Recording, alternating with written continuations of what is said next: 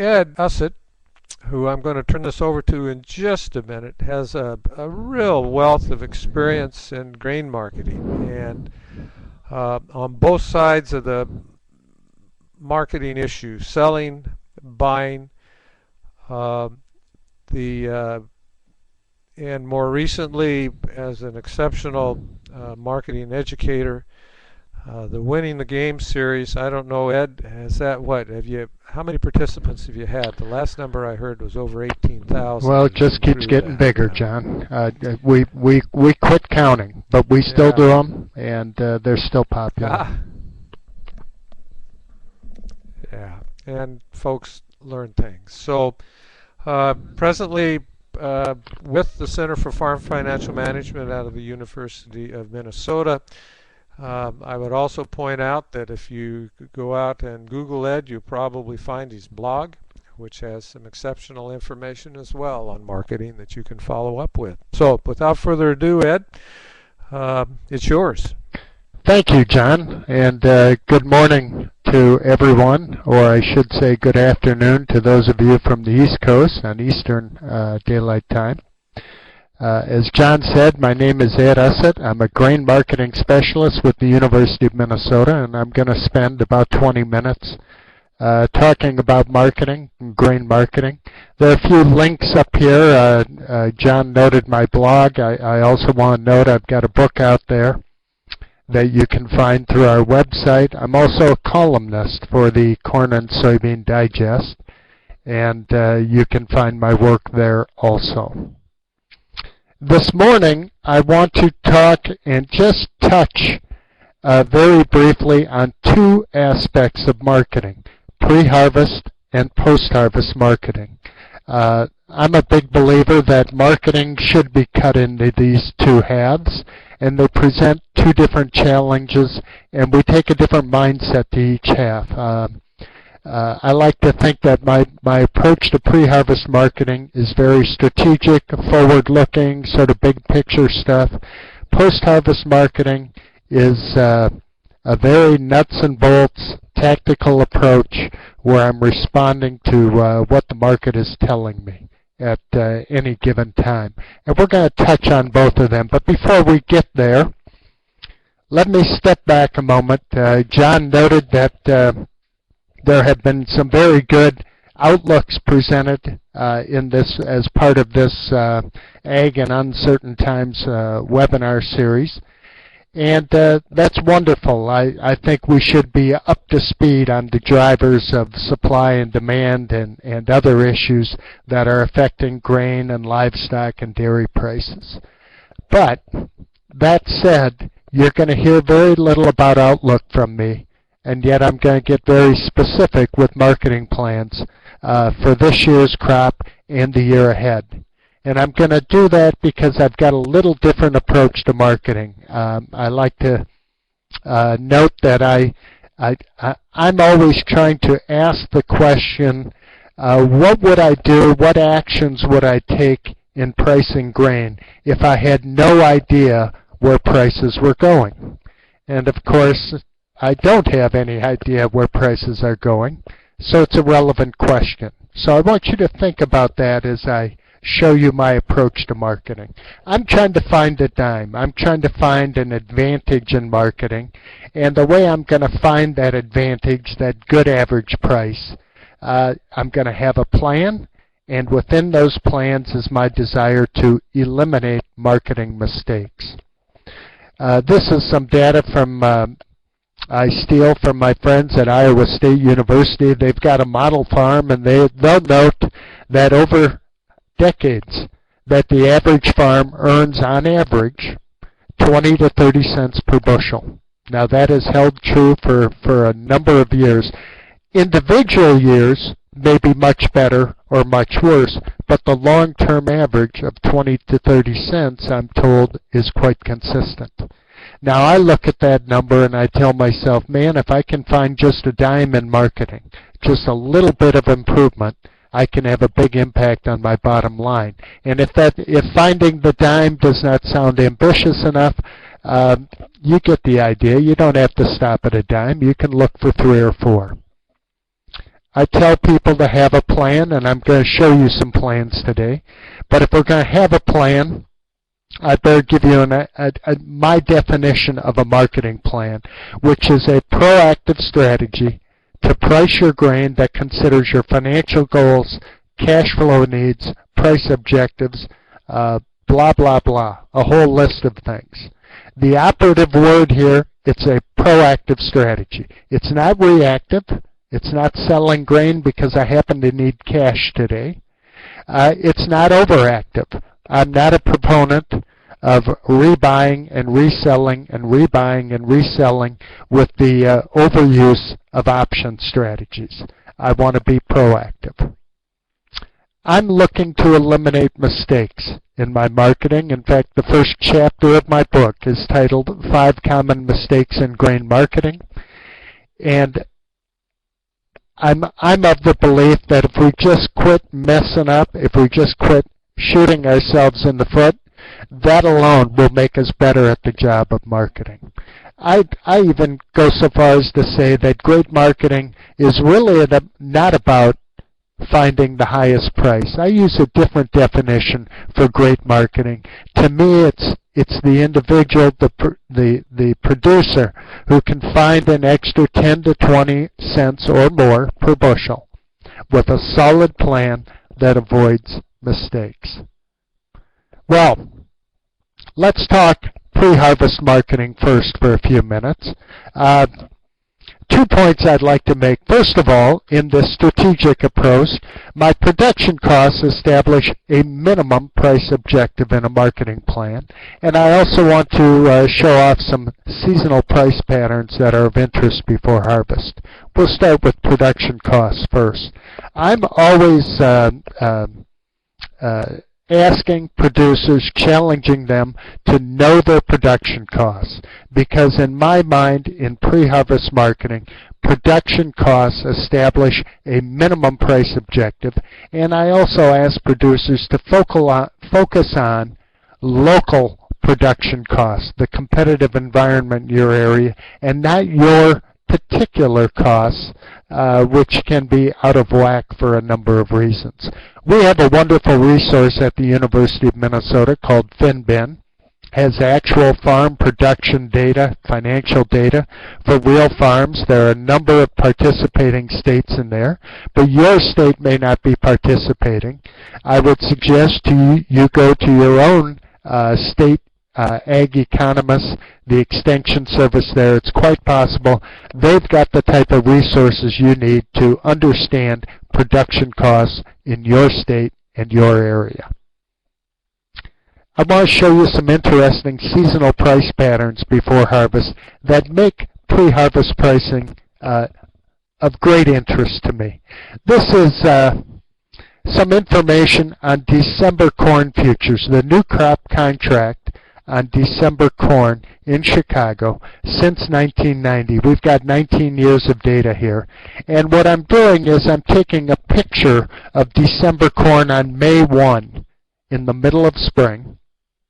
And the second picture, also the start of planting, a second snapshot taken on October 1, and we'll call that the start of harvest, 5 months apart. Where was the price on May 1? Where was it on October 1st? And what you're going to see here is the change in the far right column notes a lot of red numbers. In fact, since 1990, 4 out of 5 years, the market has gone lower from spring to fall. And in fact, when we add in this year, we'll have a nice even 16 out of 20 years. It'll be the 7th year in a row that December corn has declined from the springtime to harvest. That's an interest to me in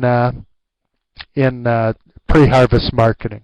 This is the same trend in a picture, if you will. Average December corn futures over the last 20 years. I'm telling people I've got to have a pre-harvest marketing plan. I want to be ready to price something in the spring, but remember your minimum price. I won't price at any price. Show me an opportunity above my production costs. This is the same snapshot for soybeans over the same time period, looking at November new crop contract from May 1 to October 1, nearly 7 out of 10 years have declined from spring to fall. And when this year is done, most likely it will be 14 out of 20 years. Again, in a picture, I think we have to sit up and pay attention for early sales with soybeans, but don't forget that minimum price. I'll make a point on this minimum price. This is looking at November soybean futures since 2000. And you'll note that 5 years have gone down, 4 years up, and it doesn't look that impressive. But you know, if you take a couple of years out where prices were below production costs, and I would not have been interested in selling, and by the way, I was talking about this in 2001 and 2002. You remove those 2 years and you note that, well, 5 out of 7 years have declined. It's not 100%, but it's strong enough to have my interest in early sales. Spring wheat, same sort of pattern. Again, it's a 60-40 split, and that doesn't look too overwhelming in terms of evidence. But again, if you cut out these low-priced years, you see that again, nearly 3 out of 4 years have declined since 1990. Well, I'll introduce you to one of my celebrity producers. I like using a number of celebrity producers to illustrate my marketing approach. And Terry Timer is someone who makes harvest sales, pre-harvest sales in the spring, using, for example, a hedge-to-arrive contract or selling futures directly. To be specific, Terry makes sales in March, April, and May. Not on May 1. She makes one in March, one in April, one in May. She spreads it out. We're going to compare her results to a guy by the name of Barney Binless. Now, Barney is my friend who has no interest in pricing grain before harvest. He sells everything off the combine, taking the harvest price. So what we're doing is we're comparing these early sales by Terry to the harvest price as represented by Barney Binless. Well, here we are. I've been tracking these since 1990, and this is Terry's results versus the harvest price for corn, soybeans, and hard red spring wheat. You see a 20-cent advantage over the price, over the harvest price for Terry and corn, nearly a 30-cent advantage in soybeans, just over 10-cent advantage in spring wheat. And note, though, on the far right, how often Terry was worse than Barney. It happens. I'm not suggesting to you that early sales are always better than the harvest price, and that explains the second half of the title of my book, the title being Grain Marketing is Simple, but then with the asterisk noting that it's just not easy, and the not easy part is nothing is 100%. What do we note about Terry? That over time, early sales paid off versus the harvest price. Her results are consistent for corn, soybeans, and wheat, but her decision to sell early does not work every time. Nothing is 100%. I show you my pre-harvest marketing plan for corn and soybeans and spring wheat. This is for 2010. This is based on production costs, if you will, in southern Minnesota. We have listeners from all around the country. This plan, I think, needs to be adapted for your local situation, your eastern or western part of the Corn Belt, wherever you are located there. And they can be found on my website also. You can print them out and take a look at it. One disappointing thing I've come to note here late now that as the new crop is, the harvest is looming. We're just weeks away in this late year. It's come to I've learned talking to people and reading a lot of different things that a whole lot of people didn't do much pre-harvest selling this year. That the lesson from the last 2 years is early sales are no good, and I would disagree with that. I would say that early sales can sometimes be too early and too cheap, as they were a couple years ago. But in down markets, you're going to be thankful for that. And it's disappointing that not much pre-harvest selling has been done. So I show you my 2010 marketing plans, which I posted on my website in June, and in fact have suggested a couple of early sales already.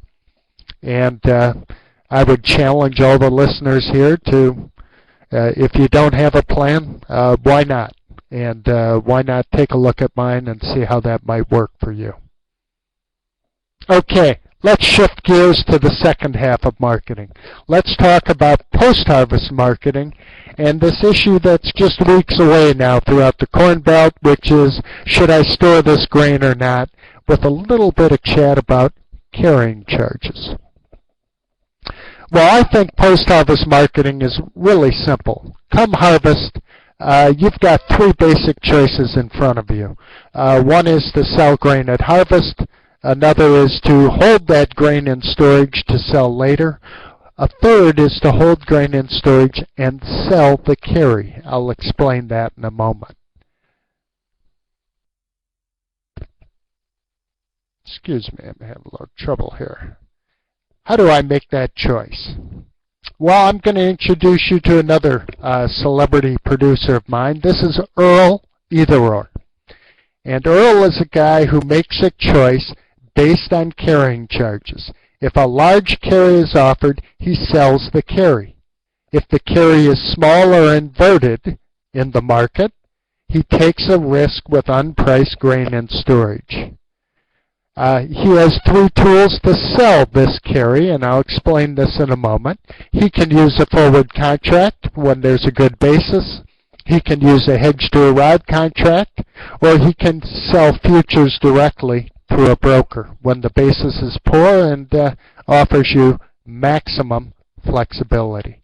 Now, this is a picture of carrying charges in the market, in the corn market, roughly about a week ago, from September 9. The market is 25 cents higher today, and yet the carry, the spreads from December to March to May and July are virtually identical today. I teach a course on futures and options at the University of Minnesota, and I tell my students on the first day of class that the single most important concept that they need to wrap their mind around to understand the nature of grain markets is the concept of carrying charges and what they tell us about a market. Large carrying charges, such as the corn market right now, where the March, the May, the July are at a premium to the nearby contract like that. This is what we get when free supplies are large, when we have a big crop. And this is a market that is laying out the incentive to store grain at harvest and sell that premium for future delivery. You can earn a return to storage. You can wait for the basis to get better. You can defer your tax issues into the next year. You can hedge yourself against lower prices. That's selling the carry. Now the spring wheat market and the soft wheat market and the hard wheat market in Kansas City are all also sporting large carrying charges like the corn market. The soybean market is not. It's a different story. The soybean market is flat. That's a very tiny carry. In fact, a month ago, the soybean market was what we call inverted. The nearby contracts was higher than the deferred. It does not make sense to store grain today and use some pricing tools to price grain tomorrow if it's not at a premium. So here's what Earl does. When he has on-farm storage, he has it. After harvest, he'll sell the carry when carrying charges are large. That is, a market's telling them we've got ample supplies and we'll reward you for storing grain and selling that carry. But if the carrying charge is small, and small carries or inverses are the result of a tighter supply and demand situation, Earl says, well, what the heck? I'll take a chance on holding grain in the bin unpriced, and I'll sell it in the spring. Based on Earl's approach at the Center for Farm Financial Management, we've developed this decision tree for sizing up the market, and you'll see that Earl's decision concerning carrying charges, whether they are large or small, is really the premier question we ask in this tactical approach to post-harvest marketing. It's not the only question we ask, but it is the first and most important question I want to know at harvest. Is the market offering me a large carry or a small carry? So, here's Earl. He bases his choice on carrying charges. Does that choice work? We're going to compare Earl to Barney Binless. You've met Barney, but I'll remind you that Barney has no on-farm storage, as his name suggests. So he's going to sell his crop off the combine, taking the harvest price each year. Well, here's Earl versus Barney over a 20-year period for corn, soybeans, and spring wheat.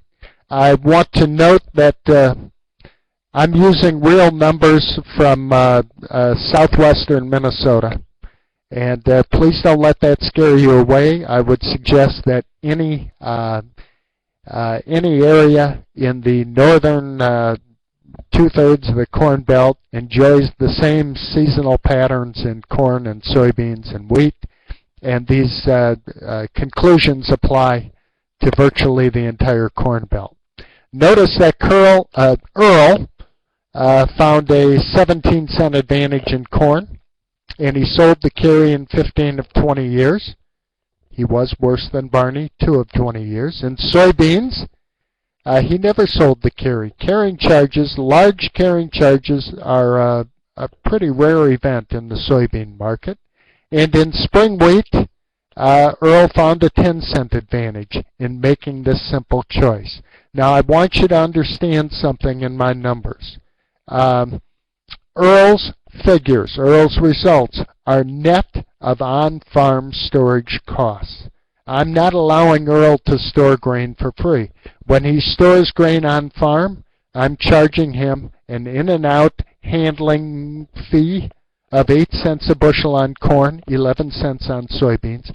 I am also charging him interest on his money, and that is calculated at 1% over the prime rate, whatever it was during each year. So these figures are not ignoring storage costs. They're not full costs. They're not commercial storage costs, but they are variable on-farm costs. So what do we conclude from this, comparing Earl versus Barney? That over time, Earl's choice, based on carrying charges, versus the harvest price, his choice paid off versus Barney's harvest price, net of on-farm storage costs. Again, like Terry, his results were consistent for corn, soybeans, and wheat. And it is healthy to remind ourselves that Earl's choice does not work every time. There are exceptional years in there, and they're not that rare. When Earl makes that choice and the market tone changes, and he can ask, woulda, coulda, shoulda. Well, what does this spell for my post-harvest marketing plans this year? I'll tell you what I'm thinking about. I always ask what Earl would do, and I've already told you that in corn and in spring wheat, there are some very large carrying charges out there, and Earl would sell that carry, and that's what I'm going to do in those markets.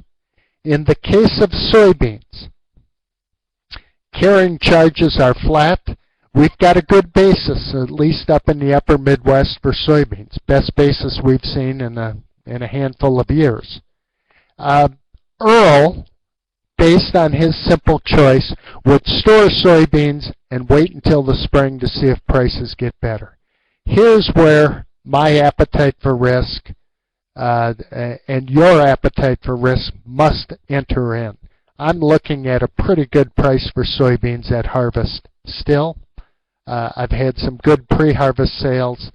I'm wondering if Barney doesn't have the right idea this year. In other words, Earl would hold unpriced soybeans for sale later in the year, and I'm quickly concluding, not me. My approach this year, I will write a post-harvest plan and post it on my website in about a month, but I'm leaning towards simply selling my beans at harvest and saving that storage space for corn or other commodities. What I've outlined for you here is sort of my proactive approach to grain marketing. I call it a proactive approach. This proactive approach is not bulletproof. It's not perfect. And you know what the weak side of this approach is? The Achilles heel in a proactive approach is what we call a bull market. And in a bull market, your sales are going to end up looking too early and too cheap in hindsight. That's the way I felt 2 years ago as the market screamed higher. I was the one who sold early and too cheap. But the good news is there are in fact three market types. There are bull markets, there are bear markets, and there are trading range or sideways markets. And the good news about this proactive approach is that it works very well in the other two types of markets, as evidenced by the fact that I've got pre-harvest sales that are well over $1 above the current corn market. I think close to $2 above, $1 above the soybean market, and I'm almost embarrassed to say $4 above the wheat market. Some final thoughts, and I'll turn it back to John. At harvest, at this time, the question I ask, are carrying charges large or small? And that's asking, what would Earl do? In the case of corn and wheat, carrying charges are large this year. In the case of soybeans, they're small. Early sales before harvest make Terry a winner over time. Not every time, but over time. And Terry and Earl are taking a proactive approach to marketing. John, I've said my piece, and I'm willing to throw it back to you. Ed, thank you very much. And we have some questions in. I guess one of the first ones in, someone was asking if the definition of carry charge is the difference between futures and local cash price. No, the difference between futures and local prices is what we'd call your basis. The carrying charges refer to the difference between different futures delivery months, the price of different months. So, for example, November soybeans and March soybeans, or March wheat and September wheat. They do relate together, but specifically carrying charges refers to different delivery months. Okay, I'm going to have another question or two for you. If we could bring the pulling pods on while I ask these and begin to transition to get Dylan's questions up, but don't go away yet, Ed. Okay. One of the questions about the cost of storage is whether or not you should also factor in insurance, quality losses due to mold, vermin, other kinds of things also in terms of the cost of storage. Well, I think in terms of the 8-cent charge I'm using on corn and 11 cents on soybeans, these are figures from North Dakota State University, and I believe they include a modest amount for insurance. Vermin, grain going out of condition. No, it does not apply to that. I'm a very the producers in Minnesota are very fortunate, and in fact in the northern plains in general. We have a wonderful vermin and insect control situation. It's called winter. And that helps us keep grain in good condition for a long time. But the question is a good one, particularly if you're from a southern state, and you do need to factor that in. And one last question before we begin to shift to Dylan. And this question is, if the carrying charge is high, would you still use options and purchase a call when you sell? You know, John, it's a good question, and in fact, my latest column in Corn and Soybean Digest will talk about this a little bit. This re-ownership strategy. I'm not a great lover of re-ownership strategies. Options are a lot like insurance, and we can look back over the last few years and think of some times when I sure wish I'd bought a few. And yet I would say to you that as a buyer of auto insurance and homeowners insurance and all these good things, I fully assume that I'll put more into that system than I take out of it over time. And I think the same is true with options.